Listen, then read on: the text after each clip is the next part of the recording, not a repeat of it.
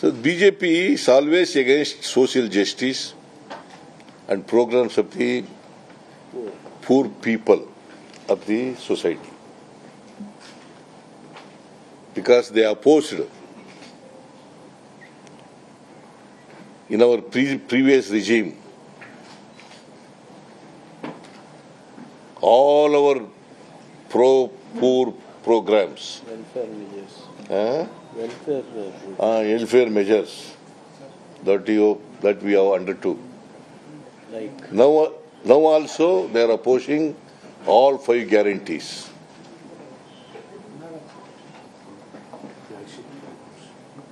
All flagship programs. Because they basically, BJP and JDS are against social justice and programs of the poor people.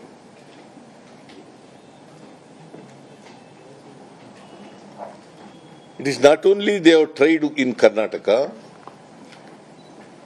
in the entire country, wherever governments of opposition party is there in power, they try to dislodge such governments, and they have succeeded in sending some chief ministers to prison.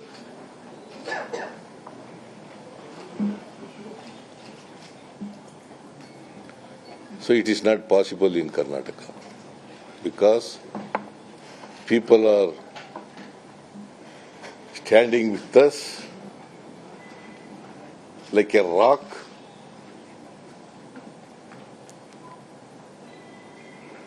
and also with me, all our cabinet colleagues, all our leaders, all our workers, and also party, MLAs, MLCs, and High Command, MPs and High Command.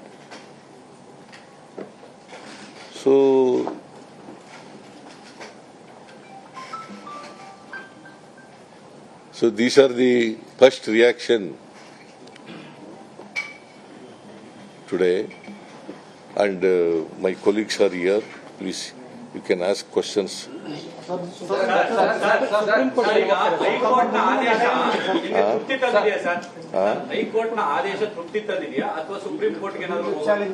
ನೋಡಪ್ಪ, ಇದು ತೃಪ್ತಿ ತಂದಿದೆಯಾ ತೃಪ್ತಿ ತಂದಿಲ್ವಾ ಅಂತಕ್ಕಂಥ ಪ್ರಶ್ನೆ ಅಲ್ಲ. ನಾವು ಗವರ್ನರ್ನ ಆದೇಶವನ್ನ prosecution ಕೊಡೋದನ್ನ challenge ಮಾಡಿದ್ದು. ಅವರು 19 PC ಆಕ್ಟ್ ಅನ್ನು ಬಿಟ್ಟು 218 ಮತ್ತು 17A ನಲ್ಲಿ ನಮಗೆ ಪ್ರಾಸಿಕ್ಯೂಷನ್ಗೆ ಸ್ಯಾಂಕ್ಷನ್ ಕೊಟ್ಟಿದ್ರು.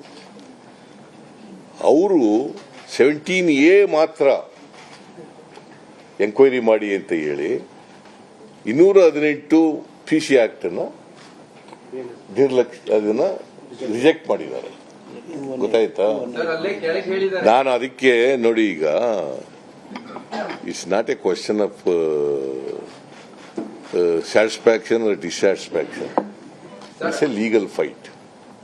I will discuss with the legal experts and come back to you.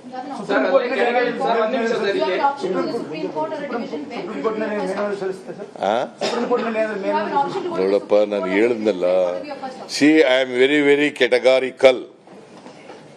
I will discuss with the legal experts what action to be taken legally, and it is after only discussing with the legal experts. ಇದುವರೆಗೆ ನೀವು ಹೇಳ್ತಾ ಇದ್ರಿ ನಮ್ದು ಯಾವ್ದು ತಪ್ಪೇಲ್ಲ ಅಂತ ಹೇಳ್ತಾ ಇದ್ರಿ. ಈಗ ತನಿಖೆಗೆ ಅನುಮತಿ ಕೊಟ್ಟಿರುವಂತದ್ದು ಒಂದ್ ರೀತಿ ನಿಮ್ಮ ಈಗಲೂ ನನ್ನ ಪ್ರಕಾರ ತಪ್ಪು ಮಾಡಿಲ್ಲ. ಗೊತ್ತಾಯ್ತಾ?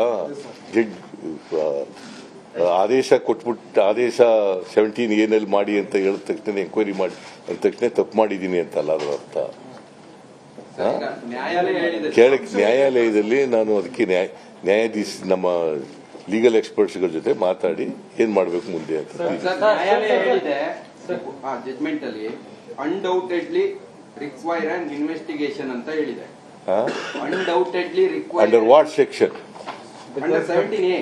17A ಅದನ್ನೇ ನಾನು ಹೇಳಿದ್ದಲ್ವಾ, 17A ಅಂತ ಇಲ್ಲ ಅಂತ ಹೇಳಿದ್ನ. ನೋಡಪ್ಪ ಎಲ್ಲದು ನೋಡ್ರಿ, ಸರಿಯಾಗಿ ಅರ್ಥ ಮಾಡ್ಕೊಳ್ರಿ. ಅದ್ ನೋಡಪ್ಪ, ನೀನು ಇಂಗ್ಲಿಷ್ ಪತ್ರಿಕೆಯವನು, ಅರ್ಥ ಮಾಡ್ಕೊ. ಇದು ದಿ ಆರ್ಡರ್ ಇಸ್, ಕೇಳ್ರಿ ಇಲ್ಲಿ ಬರ್ಕೊಳ್ರಿ ಇದನ್ನ. The order is read to be restrictive to an approval under section 17A of the Act,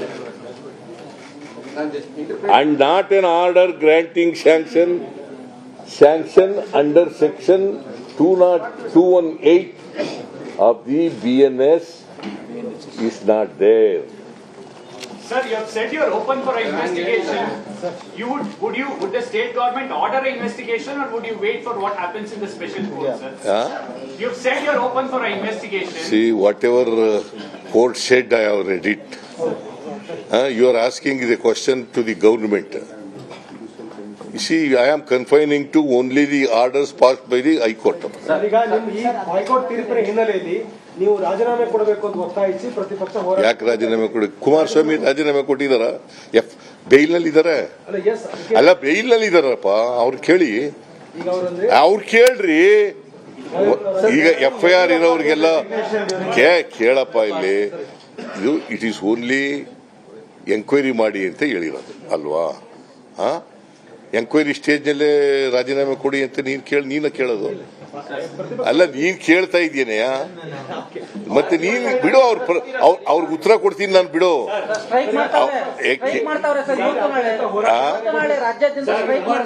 ಮಾಡ್ಲಿ, we will face them politically. Because it's a conspiracy by both. ನಾನು ಸಿದ್ದರಾಮಯ್ಯ ಅವರು ರಾಜೀನಾಮೆ ಕೇಳಲ್ಲ, ನೈತಿಕತೆ ಯಾವ ರೀತಿ ನಡೆಯುತ್ತೆ ಗೊತ್ತಾಗುತ್ತೆ ಅನ್ನೋ ಮಾತನ್ನು ಹೇಳಿದ್ದಾರೆ. ಅವ್ರಿಗೆ ಅದು ಅಪ್ಲೈ ಆಗಲ್ವಾ? ಅದನ್ನ ಹೇಳಿದ್ರು. ಅಲ್ಲ, ಅವ್ರಿಗೆ ಅಪ್ಲೈ ಕೇಳಲಿಲ್ವ? ಅದನ್ನೇ ಕೇಳಿದಾಗ ಕೇಳು, ಇವ್ರಿಗೆ ನಿಮ್ಗೆ ಅಪ್ಲೈ ಆಗುತ್ತೆ ಇಲ್ವೋ ಅಂತ ಕೇಳು. ನಿಮಗೆ ಬೇಲ್ ನಲ್ಲಿ ಇದ್ದೀರಲ್ಲಪ್ಪ, ನಿಮ್ಗೆ ಅಪ್ಲೈ ಆಗುತ್ತೆ ಇಲ್ವೋ ಅಂತ ಕೇಳಿ. ನೀವು ರಿಸೈನ್ ಮಾಡಬೇಕು ಅಂತ ನಾನು ಕೇಳಲ್ಲ ಅಂತ ಹೇಳಿದ್ದಾರೆ. ಯಾಕಂತಂದ್ರೆ ಅವರೇ ಬೇಲ್ ಮೇಲೆ ಇದ್ದಾರೆ.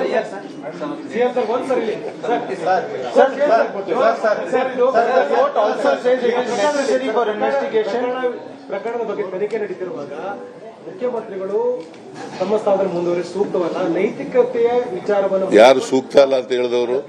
ಕುಮಾರಸ್ವಾಮಿ ಹಂಗಾರಿ ಅವ್ರ ಗೌರ್ಮೆಂಟ್ ನಲ್ಲಿ ಕುಮಾರಸ್ವಾಮಿ ಇರೋದು ಅಲ್ಲ. ಆಯ್ತಪ್ಪ, ಅವ್ರು ಕೇಳ್ರಿ ನೋಡ್ರಿ. ಅವ್ರಿಗೆ ಕುಮಾರಸ್ವಾಮಿಗೆ ಬೇಲ್ ಮೇಲೆ ಇದಾರಲ್ಲಪ್ಪ, ಮಂತ್ರಿ ಆಗಿದ್ದಾರೆ ಕೇಂದ್ರದಲ್ಲಿ, ನಿಮ್ ಸರ್ಕಾರದಲ್ಲೇ ನರೇಂದ್ರ ಮೋದಿ ಅವರ ಪ್ರೈಮ್ ಮಿನಿಸ್ಟರ್ ಆಗಿರೋ ಸರ್ಕಾರದಲ್ಲೇ ಇದಾರಲ್ಲ, ಅದಕ್ಕೆ ಅದನ್ನ ಕೇಳಿ ಅಂತ ಹೇಳಿ.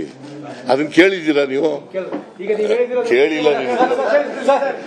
ನೀನು ಆಯ್ತು, ಇಲ್ಲ ಬಿಡ, ಆಯ್ತು ನೀನು ತಾಳ್ರಿ. ಸರ್, ಈಗ ರಾಜ್ಯಪಾಲರು BNS ಆಕ್ಟ್ ಅಡಿಯಲ್ಲೂ ಕೂಡ ಕೇಳಿದ್ರು 218. ಆ ಮುಖಾಂತರ ರಾಜ್ಯಪಾಲರು ನೀವು ಹೇಳ್ತಿರಂತೆ ಸರ್ಕಾರದ ಸಂಚಿನ ಭಾಗವಾಗಿ ರಾಜ್ಯಪಾಲರಿಗೆ ಕೇವಲ ಅರ್ಧ ಜಯ ಮಾತ್ರ ಸಿಗ್ತಾ. ಯಾಕಂದ್ರೆ 17PC ಆಕ್ಟ್ ಅಡಿ ತನಿಖೆ ಕೆಟ್ಟಿರೋದು. ನಾನು ಅರ್ಧ ಜಯ ಪೂರ್ಣ ಜಯ ಅಂತ ಹೇಳಕ್ ಹೋಗಲ್ಲ. ಕೋರ್ಟ್ನವರು ಏನ್ ಹೇಳಿದ್ದಾರೆ ಅಂತ ಅಷ್ಟು ಹೇಳಿದ್ದೀನಿ. ನಾನು ಪೂರ ಜಡ್ಜ್ಮೆಂಟ್ ಓದಿದ ಮೇಲೆ ಐ ವಿಲ್ ರಿಯಾಕ್ಟ್ ಅಂತ ಹೇಳಿ. I will react only after go through the entire judgement. ಈಗ ಇಟ್ ಈಸ್ ಓನ್ಲಿ ಮಾಧ್ಯಮದ ಮೂಲಕ ನಾನು ಓದ್ಕೊಂಡಿರೋದ್ರ ಮೇಲೆ ಅಷ್ಟೇ ಹೇಳಿದ್ದೀನಿ. ಅದಕ್ಕೆ ಇಷ್ಟೊಂದು ಪ್ರಶ್ನೆ ಕೇಳಬೇಕಾದಂತ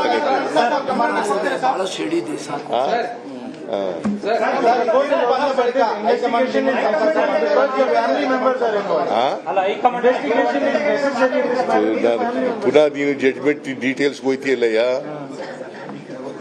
ಜಡ್ಜ್ಮೆಂಟ್ ನಲ್ಲಿ ಹೇಳಿ, ಕಾಪಿನಲ್ಲಿ ಹೇಳಿದಾರ? ಹೇಳಿ ಇಲ್ಲಿ. ನಾನು ಈಗ ಜಡ್ಜ್ಮೆಂಟ್ ಪೂರ ಓದಿಲ್ಲ, ಜಡ್ಜ್ಮೆಂಟ್ ಅನ್ನು ಓದಕ್ ಹೋಗಿಲ್ಲ. ನೀವು ಮಾಧ್ಯಮಗಳಲ್ಲಿ ಏನೇನು ಬಿತ್ತರಿಸಿದ್ದೀರಿ ಆದೇಶದ ಬಗ್ಗೆ ಅಷ್ಟೇ ಓದ್ಕೊಂಡಿದ್ದೀನಿ. ಅದೇ ಆಮೇಲೆ ಎಲ್ಲ ಓದಿದ ಮೇಲೆ ನಿಮಗೆ I will come back to you and react. ಜನ ಮಾತಾಡ್ತಾರೆ ಸರ್ ಹೈಕಮಾಂಡ್ ನಾಯಕರೆಲ್ಲ ಇಲ್ಲಿ ಇನ್ನೂ ಮಾತಾಡಿಲ್ಲ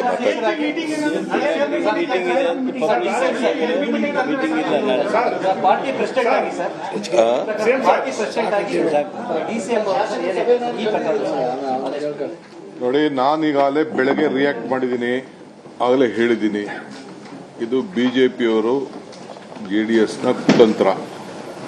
ಆ ಕುತಂತ್ರಕ್ಕೆ ನಮ್ಮ ಪಕ್ಷ, ನಮ್ಮ ಸರ್ಕಾರ ಜಗ್ಗುವುದಿಲ್ಲ, ಬಗ್ಗುವುದೂ ಇಲ್ಲ. ಇಡೀ ಪಕ್ಷ ಮತ್ತು ಸರ್ಕಾರ ಮುಖ್ಯಮಂತ್ರಿಗಳ ಜೊತೆ ನಿಂತ್ಕೊಳ್ತದೆ, ದೆಹಲಿಯಿಂದ ಹಿಡಿದು ಹಳ್ಳಿವರೆಗೂ ಕೂಡ. ಸೊ ಅದರಿಂದ ಯಾರ ಕನಸು, ಯಾರ ಏನೇನು ಒತ್ತಡ, ಅದು ಯಾವುದು ಕೂಡ ನಮ್ಮ ಪಕ್ಷ ಅಲ್ಲಿ ಸರ್ಕಾರದಲ್ಲಿ ಮಣದಿಲ್ಲ. ಕಾನೂನು ಹೋರಾಟ ಮಾಡ್ತೀವಿ, ಜನರ ಜೊತೆಲಿ ನಿಂತ್ಕೊಳ್ತೀವಿ. ಸಾಕು ಸಾಕು ಸಾಕು. Thank you.